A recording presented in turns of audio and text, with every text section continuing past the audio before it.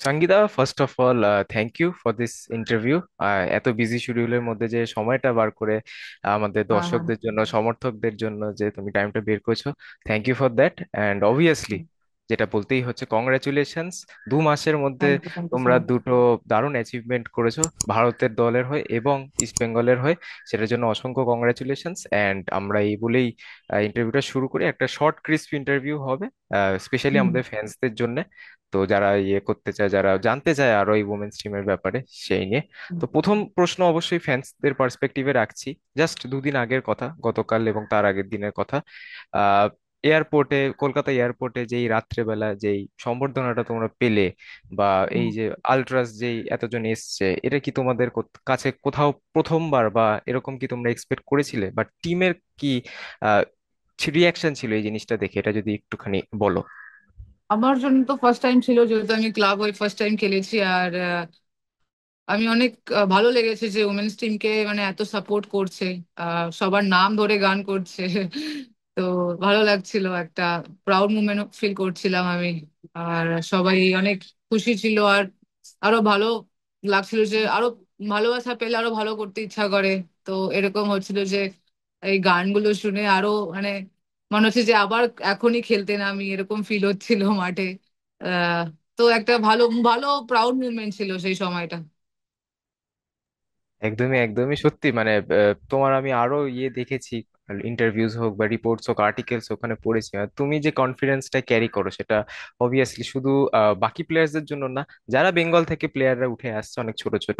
তুমি যে ক্লাবে খেলো ইস্ট বেঙ্গল, তাদেরই ইস্ট বেঙ্গল ফাউন্ডেশন আছে, ফুটবল ফাউন্ডেশন, সেখানে ছেলে মেয়ে সবাই খেলে। তো তুমি এখন ভারতবর্ষের ক্যাপ্টেন, ইন্ডিয়ান ন্যাশনাল টিমের ক্যাপ্টেন। এবং আজ থেকে ঠিক 10 বছর আগে যদি যাই, তাহলে তুমি স্টার্ট করেছিলে কোথাও না কোথাও বিগিনার প্লেয়ার, যারা একদম ইয়াং প্লেয়ার, সেই পর্যায়ে তখন তুমি ছিলে। তো এই জার্নিটা তুমি কিভাবে ডিসক্রাইব করবে? এবং অ্যাজ এ ক্যাপ্টেন এখন তুমি এই যে ছোট ছোট মেয়ে যারা এখন খেলছে, তাদেরকে কি করবে? কারণ এই জায়গাটাই সব থেকে টাফ। আমরা জানি যে কম্পিটিশন কত বেশি থাকে সব জায়গা থেকে, সব একাডেমি থেকে। তারপরে ন্যাশনাল খেলা, ডিস্ট্রিক্ট খেলা, ডিস্ট্রিক্ট খেলে ন্যাশনাল যাওয়া, ক্লাব খেলা, দেন ন্যাশনাল টিমে যাওয়া। তো এটাকে তুমি, এই যে স্ট্রাগলটা, এই যে কি করতে হবে তাদেরকে বাকিদের থেকে আলাদা হতে গেলে, তুমি যদি এটা একটু বলো। আহ আহ, মানে যখন স্টার্ট করি, তখন যখন আমি ন্যাশনাল টিমে যাই এজ গ্রুপে, ফার্স্ট আন্ডার 19, আমি পৌঁছেই আমাকে কোচ বলেছিল মাঠে আসতে। মানে দুদিন দুদিন পুরো টানা ট্রেনে থাকার পর আমাকে পৌঁছে ওখানে গুজরাতে পৌঁছে আমাকে বললো মাঠে আসতে। মানে অনেক টায়ার্ড ছিলাম, ফার্স্ট টাইম কোথাও বাইরে যাচ্ছি আমি, আবার থাকতে এত লম্বা ক্যাম্প। তো একটু ভয় ভয় ছিল যখন ন্যাশনাল টিমে যাই আন্ডার 19-এ। তখন একটু ভয় ছিল। আমার ড্রিম জায়গায় যাচ্ছি, ন্যাশনাল টিম জার্সি পরার জায়গায় যাচ্ছি, এরকম মনে হয়েছিল। তারপরে ধীরে ধীরে সবার সাথে ফ্রেন্ডশিপ হয়ে যাওয়ার পর তারপরে ভাবলাম যে না, আমাকে এবার খেলতে হবে। কারণ আমি জাস্ট যেই স্বপ্ন নিয়ে এসেছিলাম, নিজের ইন্ডিয়া টিমের জার্সি পরা বা নিজেকে সেই ক্যাপ্টেনশিপ নেওয়া, তখন থেকে আমার টার্গেট ছিল যে, টার্গেট বলতে না, জাস্ট এমনি ছিল যে আমি একদিন ক্যাপ্টেনশিপ ব্যান্ড নেব বা টিমকে লিড করব।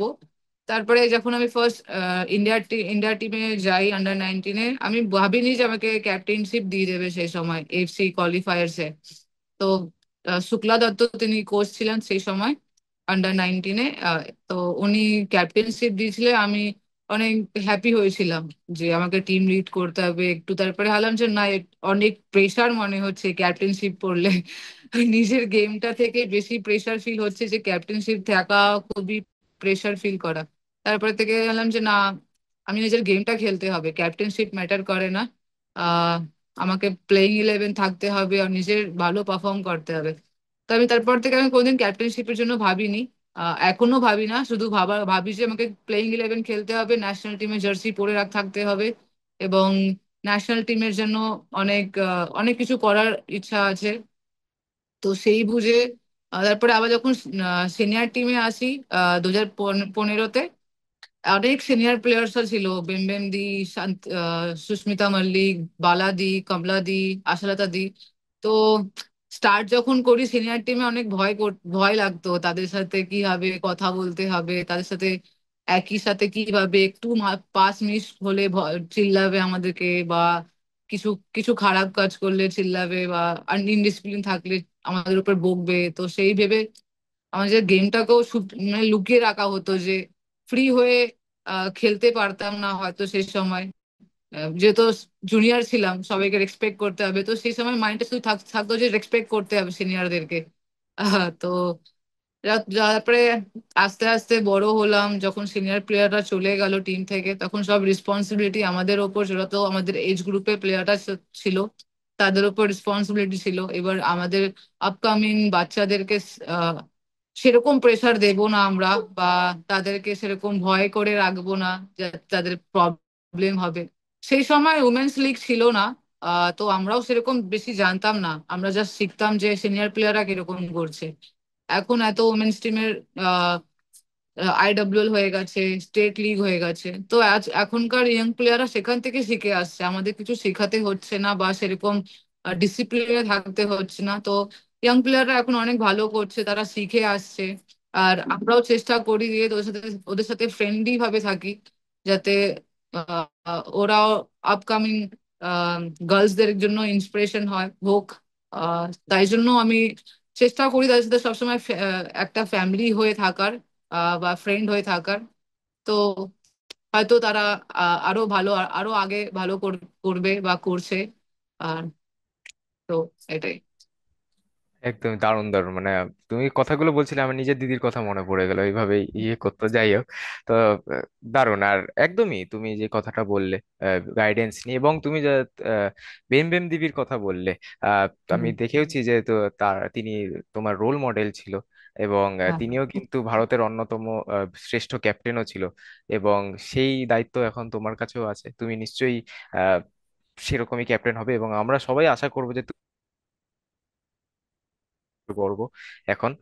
তো অবশ্যই সুলঞ্জনার মতো প্লেয়ার আছে যারা আস্তে আস্তে ইন্ডিয়া হুম। টিমে নিশ্চয়ই চান্স পাবে, তার যেমন ট্যালেন্ট আছে, তো হ্যাঁ এটাই।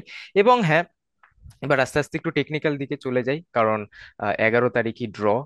তোমরা এত কষ্ট করে যে এএফসি চ্যাম্পিয়ন্স লিগে কোয়ালিফাই করেছো, এবং সেটার গ্রুপ স্টেজের ড্র। এখানে 12টা টিম, তুমি যেমনটা জানো 12টা টিম খেলবে শ্রেষ্ঠ শ্রেষ্ঠ দেশ থেকে। জাপান আছে ওখানে, কোরিয়া আছে, উজবেকিস্তান আছে। তো এটা এটা আমি একটু বেশ ইন্টারেস্টিং হবে, তোমারও এটা জবাব দিতে সুবিধা হবে। With respect to the national team and এই এসিএল এর কথাই আমি বলছি। আহ, এমন দুটো টিম আছে এখানে, টোকিও ভার্ডি জাপানের, এবং হোচিমি সিটি ভিয়েতনামের। এবং জাপান আর ভিয়েতনাম কিন্তু তোমাদের এই ইন্ডিয়ার সাথে এক গ্রুপে পড়েছে এএফসি ওমেন্স এশিয়ান কাপের জন্য। তো তুমি কোন টিমদেরকে ফেস করতে চাও? এটা একটু ট্রিকি কোশ্চেন হতে পারে, তুমি তোমার মতো করে এটা অ্যান্সার দিও, বাট হ্যাঁ, তুমি এটা নিয়ে ফিউচারেও আমি প্রশ্নটা করব। তুমি কোরিয়ার একজন প্লেয়ারকে নিয়েও বলেছিলে, তার সাথে আমাদের বেশি ডিফারেন্স নেই। তো হ্যাঁ, তুমি কোন অপোনেন্টদেরকে ফেস করতে চাও, যদি মানে ড্রটা কিভাবে তুমি দেখতে চাও, এটা যদি বলো। উম, আহ, আমাদের ন্যাশনাল টিমের কথা বলছেন না ক্লাবের কথা বলছেন? না না, ক্লাবে আহ, ন্যাশনাল টিমের ড্র তো হয়ে গেছে, এবার ক্লাবের হ্যাঁ, কথা হ্যাঁ। যদি। হ্যাঁ। আহ, দেখুন, আমি ফার্স্ট টাইম খেলছি এফসি ক্লাব বলে। তো আম, যেমনি আপনি বললেন যে এইসব টিম আছে, তো জাপান অনেক ভালো টিম, এটা সবাই জানেন।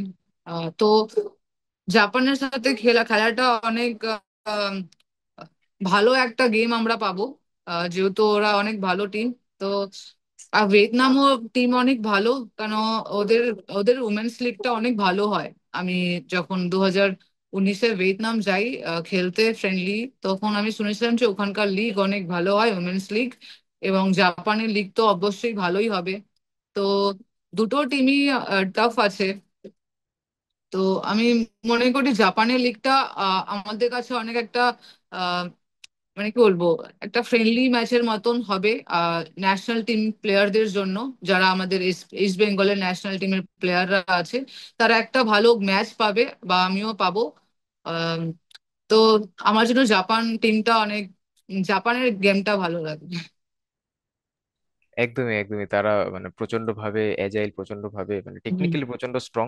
কিন্তু আমার খুব ইন্টারেস্টিং লেগেছিল তুমি একটা কথা বলে, যে যখন তুমি সিডনি টাউন হলে গেছিলে এই ড্রটার জন্য, এফসি এশিয়া ওমেন্স এশিয়ান কাপের যে ড্রটা ছিল সেটার জন্য তুমি গেছিলে বিদেশে, এবং সেখানে কোরিয়ান একজন প্লেয়ার জিয়ন ইউ গিয়ং, তার সাথে তুমি গাড়ি শেয়ার করেছিল, মানে তাদের সাথে তুমি গেছিলে এই এরিনাটা অবধি, তারপরে ওখানে ড্র করেছো, এবং তুমি জানতে পেরেছিলে যে তোমার বয়সের ডিফারেন্স যদি বলি তাহলে তার মাত্র 21 বছর বয়স বলেছিলে।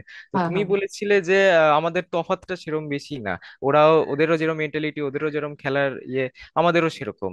তো যে গ্যাপটা আছে, মানে অনেস্টলি বলছি, তোমরাই এরকম কথা বলো, মানে তোমরাই এত পজিটিভ একটা অ্যাটিটিউড হোল্ড করো, সেটা সত্যিই খুব ভালো।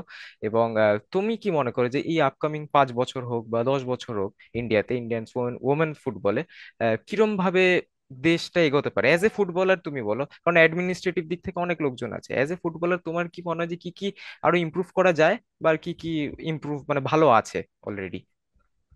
আহ দেখুন, আমরা তো কি বলবো, গ্রাস রুট, এখন আমরা গ্রাস রুট থেকে উমেন্স ন্যাশনাল মানে ইন্ডিয়া টিমের গার্লসদের এখনো এখানে ল্যাকিং করে গ্রাস রুটটা। যেহেতু অনেক ফ্যামিলি থেকে ছাড়ে না মেয়েদেরকে ইয়াং এজে, যে না আমার বাচ্চাদেরকে খেলতে হবে। কিছু কিছু জায়গা এখনো অ্যালাউ করছে অ্যাজ এ গ্রাস রুট থেকে স্টার্ট করা। তো কোথাও কোথাও আমরা এখনো মানে গ্রাস রুট লেভেলটা কাজ করলে হয়তো ওমেন্স টিমটা আরো মানে কি বলবো, টেকনিক্যালি ভালো হবে, তাদের স্কিল ভালো হবে। তো সেই দিক থেকে যদি ইয়াং এজ থেকে বাচ্চারা প্র্যাকটিস করে, বা সেই জায়গাটা তার ফ্যামিলিকে সাপোর্ট করতে হবে যে না, উমেন্স ফুটবলেও কিছু আছে বা কিছু করতে পারবে আমার বাচ্চা। তো সেই মেন্টালিটি নিয়ে যদি বাচ্চাদেরকে তার ফ্যামিলি সাপোর্ট করে, বা আহ, কোনো একাডেমি থেকে বলে যে না আমরা আছি, সেই সাপোর্ট লাগবে উমেন্স ফুটবলকে। সাপোর্ট থাকলে মেন্টালি বা ফাইন্যান্সিয়াল সাপোর্ট থাকলে তারা, আমরা মনে করি যে যেমনি আমরা কিছু পাইনি আমাদের ইয়াং এজে, সেরকম সাপোর্ট পাইনি, বা আমাদের পাশে বলার মতন কেউ ছিল না যে তোমরা কিছু করতে পারবে বা। তো আমরা এখনো পর্যন্ত যা অ্যাচিভ করেছি নিজের মাইন্ডসেটে অ্যাচিভ করেছি। যত ন্যাশনাল টিমের প্লেয়ার আছে বা স্টেট টিমের প্লেয়াররা আছে, তারা নিজের মাইন্ডসেট বা ফ্যামিলিতে কিছু না কিছু প্রবলেম আছে, সেই জায়গাটা পূরণ করার জন্য তারা নিজের মাইন্ডসেটকে স্ট্রং রেখে আগে বেরিয়ে যাওয়ার চেষ্টা করেছে। এবং ব্যাপারটা হচ্ছে এখন ডেভেলপ হচ্ছে, উমেন্স টিমের লিগ ভালো করছে। কেন, এখন লিগ, যখন আমি লাস্ট সিজন একটা ম্যাচ দেখতে এসেছিলাম ইস্ট বেঙ্গল আর কিক স্টারে, ইন্টেন্সিটি অনেক ভালো ছিল। অনেক মানে অনেক হাই লেভেল ইন্টেন্সিটি ম্যাচ হচ্ছিল। তো সেটা দেখে অনেক ভালো লেগেছে আমার যে হ্যাঁ অনেক ভালো করছে। যখন এখনো পর্যন্ত যখন যত আইডব্লিউএল প্লেয়ার্সরা ন্যাশনাল মানে আইডব্লিউএল খেলে ন্যাশনাল ক্যাম্পে আসে, তাদের ফিটনেস লেভেল অনেক ভালো থাকে। তো আহ, মানে ভালো আর মানে তারা অনেক ম্যাচ পাচ্ছে। তো সেই দিক থেকে ভালো করছে, কিন্তু আরো একটু ভালো হলে আমি মনে করি যে উমেন্স টিম ওয়ার্ল্ড কাপের জন্য আমরা তো নিজে থেকে গোল বানাচ্ছি, কিন্তু একটা থাকে না যে হ্যাঁ না আমরা যেতেই পারবো। সেইটা হচ্ছে একটা মাইন্ডসেটটা আমরা নিজে থেকে কনফিডেন্সলি থাকতে পারবো যে না আমরা খেলতে পারবো। আমাদের এখনো কনফিডেন্স আছে যে আমরা খেলতে পারবো, তার কোনো আহ জায়গা নেই যে কনফিডেন্স আমাদের ডাউন করার মতন কোনো জায়গা নেই। আমাদের নিজেদের মধ্যে কনফিডেন্স আছে। আমি এখনো পর্যন্ত যত ন্যাশনাল টিমের প্লেয়ারের সাথে মানে কথা হয়, তো আমি শুধু একটাই কথা বলি, আমাদের খেলতে হবে ওয়ার্ল্ড কাপ, এই চান্স আবার আসবে না। যা করে হোক, প্র্যাকটিস পাই বা না পাই, নিজেদেরকে ফিট করে রাখতে হবে, ম্যাচ পাই বা না পাই। আমাদের মাইন্ডসেটটা হচ্ছে সব থেকে বড় স্ট্রং পয়েন্ট। ম্যাচ পাই বা না পাই, নিজেকে মাইন্ডসেট করে রাখতে হবে, আমাদের ওয়ার্ল্ড কাপ খেলতে হবে। এরপরে জানি না এই চান্স আসবে কিনা, বা আমরা টিমে থাকবো কিনা, যেহেতু আমরা অনেক কিছু প্লেয়ার আছে যারা সিনিয়র প্লেয়ার আছে। তো আমাদেরও নিজের ক্যারিয়ারকে নিয়ে ভাবতে হবে, নিজের ফিউচারকে নিয়ে ভাবতে হবে। তো আমি সবসময় এটাই ভাবি যে এটাই আমার লাস্ট চান্স। আমার মানে রিটায়ারমেন্ট হওয়ার আগে কিছু তো নিজেকে বলতে পারবো যে আমার কিছু তো অ্যাচিভ করেছি আমি। তো সবসময় আমি এটাই ভাবি যে আমাকে, এটা আমার লাস্ট চান্স, ওয়ার্ল্ড কাপ। তো জাস্ট এটাই। একদমই, আমরা যখন অফিসে হোক বা বাকিদের সাথে কথা বলি, নিজেদের সতীর্থর সাথে, আমরাও একই কথা বলি যে মেয়েরাই আমাদেরকে ওয়ার্ল্ড কাপ খেলাবে। অনেকেরই স্বপ্ন যে ভারত ওয়ার্ল্ড কাপ খেলবে, কিন্তু এশিয়ার যখন শ্রেষ্ঠ 12টা দেশের মধ্যে আমরা পৌঁছাতে পেরেছি, নিশ্চয়ই আমরা শ্রেষ্ঠ 6টা দেশের মধ্যেও পৌঁছাতে পারবো। এবং তোমরাই এই জিনিসটা নিয়ে যাবে আমাদেরকে, এটা একদম আমাদের 100% কনফিডেন্স আছে তোমাদের উপরে। এবং হুম। হ্যাঁ, এইটা নিয়ে আর বেশি লেন্দি করবো না ইন্টারভিউটা, আর জাস্ট দুটো কোশ্চেন নিয়ে জিনিসটা শেষ করব। তোমরা এই খেলছো, এই আইডব্লিউএল তুমি খেলেছো, এসএসবি তে খেলেছো। তারপরে এসএসবি তে খেলার সময় ক্লাব ফুটবলটা খুব একটা খেলা যায় না, বাকি ইস্ট বেঙ্গল হোক বা বাকি অন্য কোনো ক্লাবের অফার থাকলে সেটা নেওয়া যায় না। এই বছর তুমি ইস্ট বেঙ্গল জয়েন করেছো ন্যাশনাল টিমে এত ভালো খেলে, এটা সত্যি দারুণ একটা ব্যাপার ইস্ট বেঙ্গল ক্লাবের জন্য। কিন্তু হ্যাঁ, এইটা মানে এই জার্নিটা কিরকম ছিল, বা এই যে এনওসি পেলে বা পারমিশন পেলে খেলার, এটা কতটা টাফ ছিল, বা নাকি ওরা রিল্যাক্সেশন দিয়েছিল খেলার জন্য যে না তুমি। আহ সত্যি কথা বলতে অফিসকে বোঝানো খুবই টাফ যে আহ, কেন আমাদের রুল বুকে লেখা আছে যে আমরা কোনো ক্লাব হয়ে খেলতে পারবো না। সে প্রত্যেকটা ডিপার্টমেন্টে এটাই হয় যে রুল বুকে লেখা থাকে যে তুমি কোনো ক্লাব থেকে আলাদা জিনিস দিতে পারবে না, বা বাইরে কোনো কোথাও সাইন করতে পারবে না। তো এটা রুল বুকে লেখা আছে প্রত্যেকটা ডিপার্টমেন্টে। তো তারপরেও আমরা যেহেতু যেহেতু স্পোর্টস ডিপার্টমেন্ট থেকে আমরা চাকরিটা করছি বলে তারা এখন আমি যেহেতু এখন ভালো আহ, মানে মিডিয়ারা সাপোর্ট করেছে বলে আমি এই পারমিশনটা পাচ্ছি। সত্যি কথা বলতে তারা আমাকে অনেক হাইলাইট করেছে। তো তারাও জানতে পেরেছে আমাকে যে সঙ্গীতা বাস্পর বলে আছে কেউ, সে অনেক ভালো ফুটবলার, সে এসএসবি তে চাকরি করে। তো তাই জন্য ওরা আমাকে এখন অ্যালাউ করছে যাতে আমি আরো ভালো করতে পারি। আহ, সব জায়গায় এটাই হয়, যখন আমরা কিছু দিই তারা দেওয়ার চেষ্টা করে। তো প্রথমে তো আমি নিজেকে প্রুফ করেছি হয়তো, তারপরে আমাকে মিডিয়া সাপোর্ট করেছে, তারপর থেকে ওরা আমাকে পারমিশন দিচ্ছে। প্রথমে অনেক টাফ ছিল, অনেক আহ, মানে রিকোয়েস্ট করতে হতো ওকে আমাকে ছাড়ো, আমি না খেললে আমাকে ন্যাশনাল টিমে ডাকবে না। তো অনেক রিকোয়েস্ট করতে হতো, এই অফিস গিয়ে স্যারকে রিকোয়েস্ট করতে হতো। মানে আগে প্রবলেম ছিল, এখন তারা আমাকে সাপোর্ট করছে, বুঝতে পারছে যে না এ অনেক আরো আগে যেতে পারবে। তো একদমই সেদিক একদমই। থেকে না, মিডিয়ার কথা বলে মিডিয়াও আসতো না যদি তুমি তোমার এই স্ট্রাগেল অতিক্রম না হ্যাঁ হ্যাঁ করে তুমি আজকে যে জায়গাটা পৌঁছেছো সেটা যদি না পৌঁছাতে, তাহলে মানে এটা সম্পূর্ণ তোমার ক্রেডিট। শুধু হ্যাঁ। তোমার ক্রেডিট না, আরো একজনের ক্রেডিট আছে, সেটা আমরা এপিসোডের একদম লাস্ট ইয়েতে নেব। কিন্তু হ্যাঁ, ফর নাও অন আমি যদি কথা বলি একটা কোয়েশ্চেনের, এইবার যে ইস্ট বেঙ্গলে তোমার নিয়োগ হলো, কে অ্যাপ্রোচ করেছিল? কোচ অ্যান্থনি অ্যান্ড্রুজ আছে, ইস্ট বেঙ্গলের কর্মকর্তারা আছে, বা ইস্ট বেঙ্গলে যে মাঝ হ্যাঁ। মাঠে একটা ভরসা দেওয়ার ক্ষেত্রে তোমার থেকে বেটার অপশন আর ইন্ডিয়াতে নেই। তা এই যে যে অফারটা তোমার ইস্ট বেঙ্গলে এসেছিল, এইটা কবে এসেছিল, বা এটা যখন পেয়েছিলে তুমি তোমার কেমন লেগেছিল? সত্যি সেটা কথা বলো। বলতে আমি যখন মানে এসছিলাম ইস্ট বেঙ্গলে লাস্ট সিজনে এসছিলাম, আমি সেকেন্ড ফেজে এসছিলাম ইস্ট বেঙ্গলে। তো সেই সময় যখন আমাকে পারমিশন দিত না, তো আমি অ্যান্থনি কোচকেই বলেছিলাম। উনি ফোন করেছিলেন যে তুমি আসতে পারবে, আমি বললাম যে না আমাকে তো পারমিশন দেবে না, আমি কি করে আসবো। বাকি কোনো ক্লাব আমাকে ফোন করেনি, তারা জানতো যে আমাকে পারমিশন দেবে না, তো ফোন করে করা উচিত হবে না সঙ্গীতাকে। তো অ্যান্থনি বলেছিলেন যে তুমি আসবে কি, আমি বললাম যে আমাকে পারমিশন দেবে না, তো আমি এসে বলে বা কি করব। তখন যখন আমাদের একটা অল ইন্ডিয়া পুলিশ গেম হয়, অল পুলিশ গেম নিয়ে, তো আমরা চ্যাম্পিয়ন হয়েছিলাম, এসএসবি চ্যাম্পিয়ন হয়েছিল এই বছরই মার্চে। তারপর থেকে ওনারা আমাকে পারমিশন দিয়েছিল খেলার জন্য ইস্ট বেঙ্গলে। সেকেন্ড ফেজে এসেছিলাম আমি ইস্ট বেঙ্গলে সাইন করে। তো তখন আমার ইনজুরি হয়ে যায় এমসিএল, তো আমি ম্যাচগুলো খেলতে পারি না। তো আমার খারাপ লেগেছিল যে আমি ইস্ট বেঙ্গলে এসে আমি খেলতে পারিনি। তো এই বছর আমি জাস্ট এই কারণে ইস্ট বেঙ্গলে এসেছি যেহেতু আমি লাস্ট সিজন আমি কথা দিয়ে আমি খেলতে পারিনি। তো সেই আহ, মানে সেই রেসপেক্টটা বজায় রাখার জন্য আমি ইস্ট বেঙ্গলে আসা, আর সেই ম্যাচগুলো খেলা, দুটো ম্যাচ খেলেছি এই কারণে। দারুণ দারুণ ব্যাপার। বেম বেম দিবির আমরা কথা বলেছি, কিন্তু তোমার আরেকজন আছে foreign role model, Marta da Silva, তুমি অনেক জায়গায় কথা বলেছো তার। মার্তা দা সিলভা মানে arguably one of the best strikers of this hmm generation, এই পুরো খেলাটাতেই, ওমেন্স ফুটবলেই। তো আহ, একটা সুন্দর ঘটনা আমার মনে পড়ছে, যেখানে আহ, যে 2021 সালে, if I am not wrong, ইন্ডিয়ার একটা ট্যুর হয় ব্রাজিলে, সেখানে ইন্ডিয়ান ন্যাশনাল টিম খেলে ব্রাজিলের সাথে। এবং দুর্ভাগ্যবশত তুমি সেই টিমে কল আপ পেলেও ইনজুরির জন্য তুমি সেখানে যেতে পারোনি। হুম তো সেটাই তারপরে তোমার অবভিয়াসলি খারাপ লেগেছিল, আমরা সবাই সেটা দেখেছিলাম। কিন্তু আজকে 2025-এ দাঁড়িয়ে, পরের বছর কোয়ালিফিকেশন যদি ভালো তোমরা করতে পারো তাহলে অবশ্যই আমরা যাব ওয়ার্ল্ড কাপ।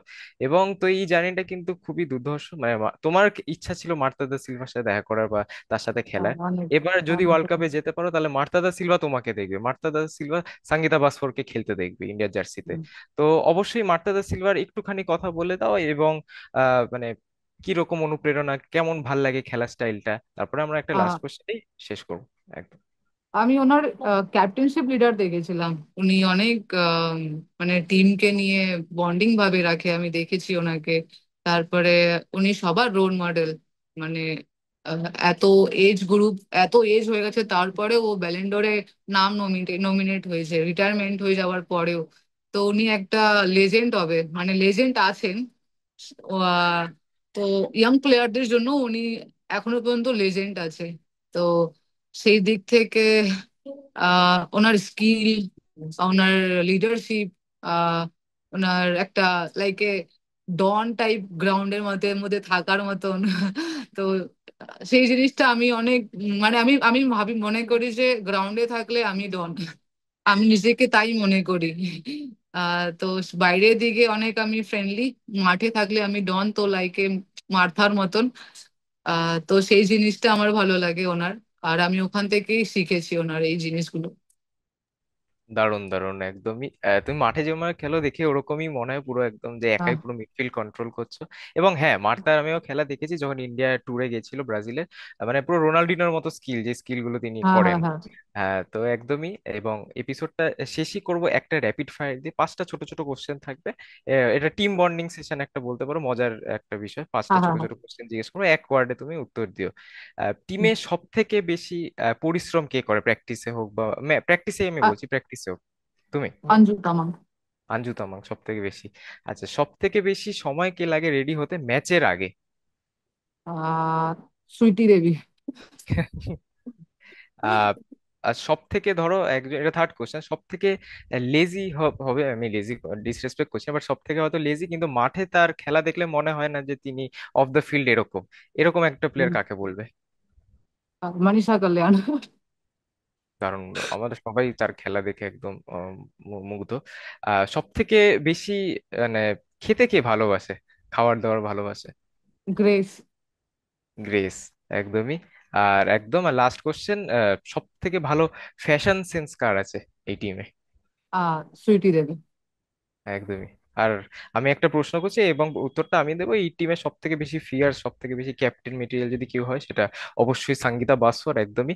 আহ, এবং লাস্টে একটা জিনিস বলেই শেষ করবো, এটা তুমিও একটুখানি বলো। যে একটা কথা বললাম, সঙ্গীতা বাসফোর আজকে এই জায়গায় এসে দাঁড়াতে পারতো না। দুজন মানুষের খুব অবদান আছে, একজন তুমি নিজেই, আর একজন অবশ্যই তোমার মা। এবং হ্যাঁ। তুমি আগেও এটা বলেছিল সব জায়গায়, তোমার হুম। মায়ের যে অনুদান আছে তোমার পিছনে, তো সেইটা নিয়ে একটু বলো। এবং আজকের এই পডকাস্টটা বা হোক, আজকের এই এপিসোডটাও তার প্রতি ডেডিকেটেড। এবং তিনিও আশা করি এপিসোডটা দেখবে, তার ভালো লাগবে। হ্যাঁ, তোমার মায়ের জন্য তুমি একটুখানি বলো, তারপরে we will end this show. আহ, মা হচ্ছে সত্যি কথা ছোট থেকে আমার রোল মডেল। উনি পুরো ফ্যামিলিকে একা পুরো, মানে আমাদের কাছে কিছু থাকুক বা না থাকুক উনি কোনোদিন বুঝতে দেয়নি যে আমাদের কাছে কিছু নেই। যেখান থেকে হোক উনি সঞ্চয় করে আমাদের সেই জিনিসটাকে পূরণ করার চেষ্টা করেছেন। আর আমরা 4 বোন আছি। আর আমার ফ্যামিলি কোনোদিন ওনার কাছে কমপ্লেন করেনি যে তুমি এটা দাওনি আমাদের, ওইটা দাওনি। তো আমরা 4 বোনই বোঝার চেষ্টা করেছি সেই সময়টা, যে ওনার ওনার কত উম কষ্ট আছে বা নিজেকে কত পরিশ্রম করছে সেই জায়গাটা আমাদের হ্যাপি রাখার জন্য। আহ তো উনি আমার একটা রোল মডেল। আর আমি ওনার থেকে এখনো পর্যন্ত শিখছি যে উনি কিভাবে কষ্ট করছেন বা কিভাবে নিজেকেও আহ, সবাইকে হ্যাপি রাখার চেষ্টা করছেন। আহ, তো উনি আমার সবসময় রোল মডেল হবেন। একদমই একদমই দারুণ, থ্যাংক ইউ সঙ্গীতা। লাস্টে অবশ্যই বলবো পুরো রেপ স্পোর্টস টিমের তরফ থেকে তোমাকে এবং তোমার সতীর্থদের, both national team and East Bengal, তোমাদের সবাইকে প্রচন্ড বেশি কংগ্রাচুলেশন এই অ্যাচিভমেন্টটা ইয়ে করার জন্য। এবং অল দ্য বেস্ট, এই যে আপকামিং যে ড্রটা হবে, তারপরে তোমরা এএফসি ওমেন্স চ্যাম্পিয়ন্স লিগ খেলবে, তারপরে পরের বছর আছে দ্য অল ইম্পর্টেন্ট ইন্ডিয়ার জন্য এএফসি ওমেন্স এশিয়ান কাপ। সেটা দুটো টুর্নামেন্টই তোমরা যথেষ্ট ভালো করো, ইস্ট বেঙ্গল সমর্থকরা তোমাদের দিকে তাকিয়ে আছে, ইনস্টাতে এডিট হচ্ছে, রিল বানানো হচ্ছে, তোমাদেরকে ইয়ে করে হুম, এডিটস করা হচ্ছে তোমাদেরকে হিরো বানিয়ে, সেটা অবশ্যই আমাদের দেখতেও খুব ভালো লাগে। মানে এই যে চেঞ্জটা হুম। র্যাপিড এই 2 বছরে, এটা সত্যি দারুণ। এবং ভারতের জার্সি যখন তুমি গায়ে দাও তোমাকে একদম অন্য একটা প্লেয়ার লাগে। তো আমরাও আশা করবো আমরা টপ 6 দেশে পৌঁছে যাবো এশিয়ার, এবং আমরা রিপ্রেজেন্ট করব নিজের কান্ট্রিকে, তোমরা রিপ্রেজেন্ট করবে তোমাদের কান্ট্রিকে। একদমই থ্যাংক ইউ সঙ্গীতা জয়েন করার জন্য। Thank you, thank you, thank you thank so you much. So much. Thank you.